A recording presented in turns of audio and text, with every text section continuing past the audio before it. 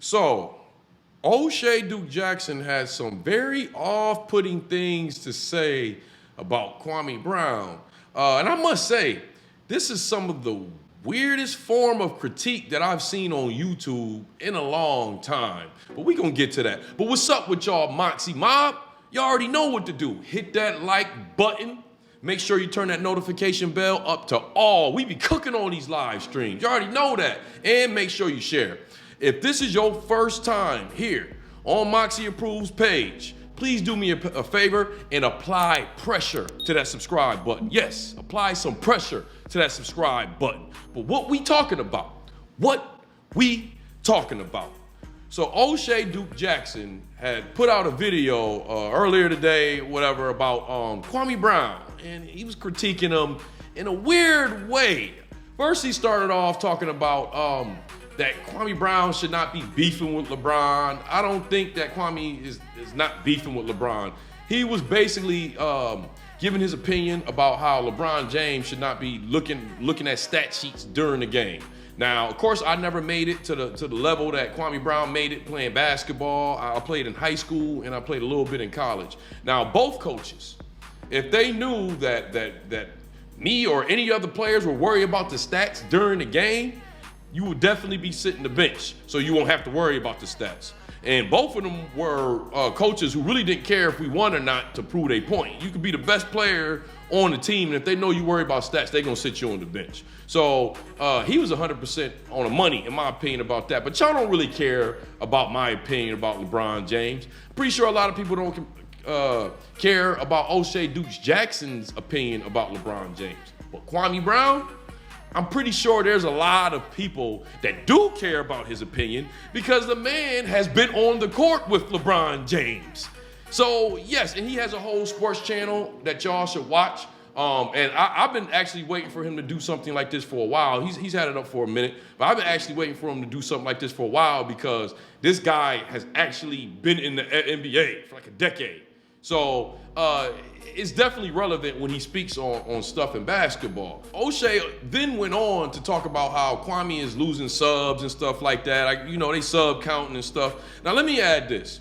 I believe Kwame's page is shadow banned, just like I believe mine is or /was shadow banned. And one thing I'll tell you about when they shadow ban your page, they put a cap on your number. And it's almost impossible that someone new is not subscribing to it, but they won't let it grow. While that happens, every page, especially when you got at the height that Kwame has, there are some subscribers that are bots. None of us can stop these bots that come on your page. Even my page, I'm 9,500 or whatever. I'm pretty sure there are a few of those that are bots.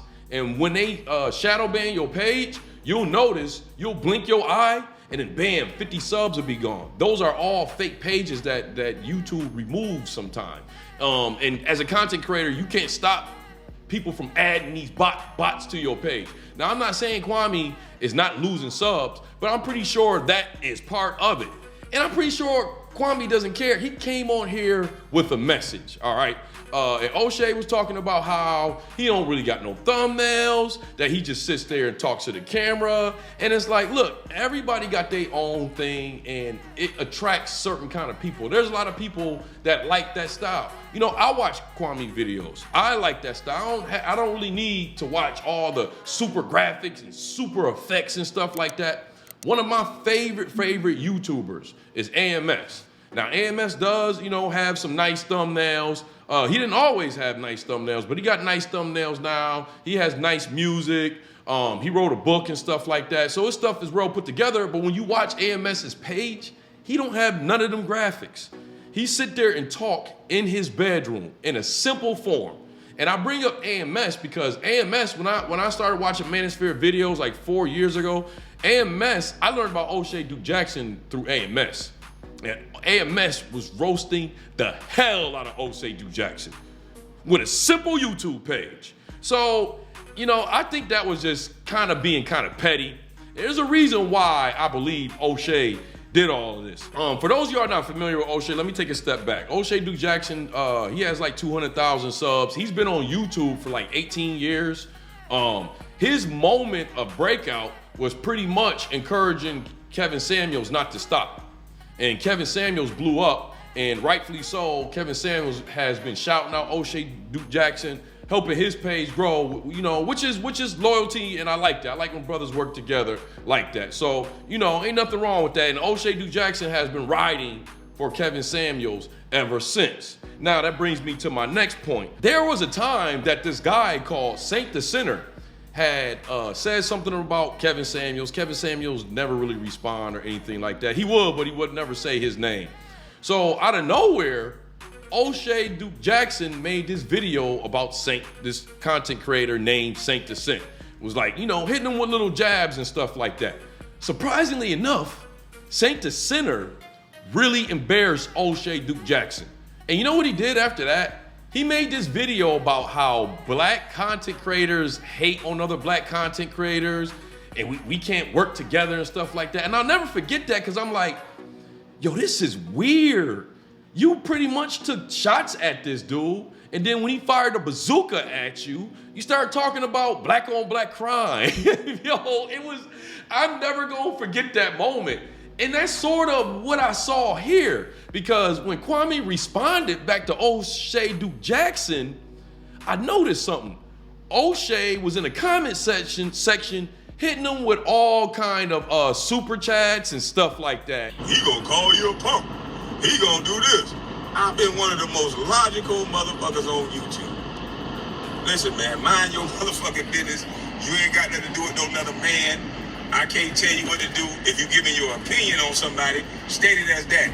But then don't insert certain things like, Brother Jackson, the things that you was inserting as you was giving your critique. Maybe that's what happened in his basketball career. He was lazy. Brother, when I was going viral and I broke the internet, it was an iPhone 8. I was in the same truck and I did it just like this. So for you to put that out there for your 200,000 subscribers and call a guy lazy that came from a homeless shelter to the #1 draft pick, brother, I just feel like you wrong for that.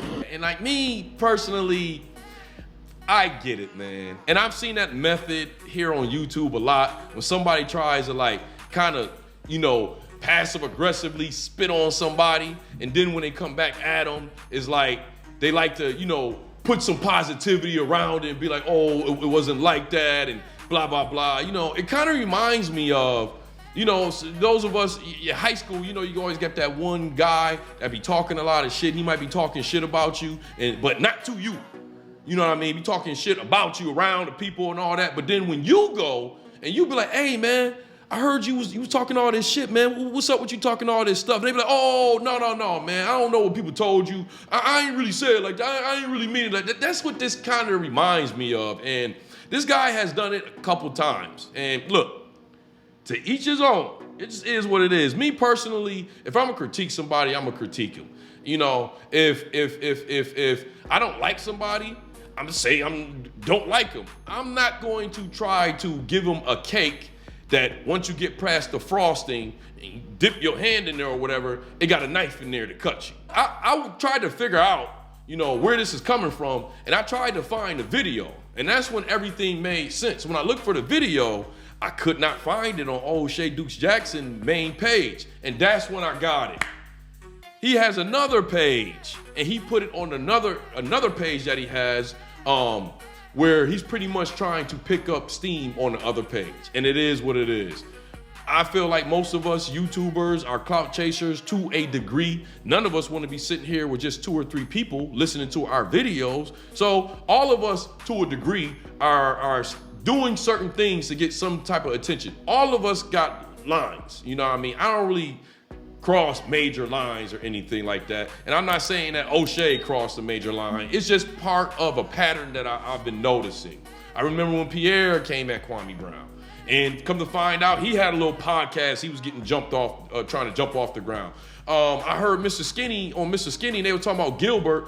I think Gilbert done signed some deal with somebody or something like that. And that supposedly is the reason why he kept bringing up Kwame Brown's name, because let's just be honest.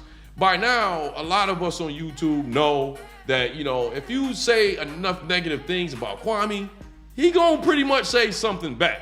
And I believe that now he's became a target for that. for people to get their page jumped off or a podcast jumped off, and it's like you pretty much can't stop it because it's YouTube, you know what I mean? But that's what I think this is pretty much the reason for. You know, I hope Oshay Duke Jackson's second page takes off, because I definitely believe that's where this came from. But I'm not going to spend too much time trying to critique Oshay Duke Jackson, because I will say this.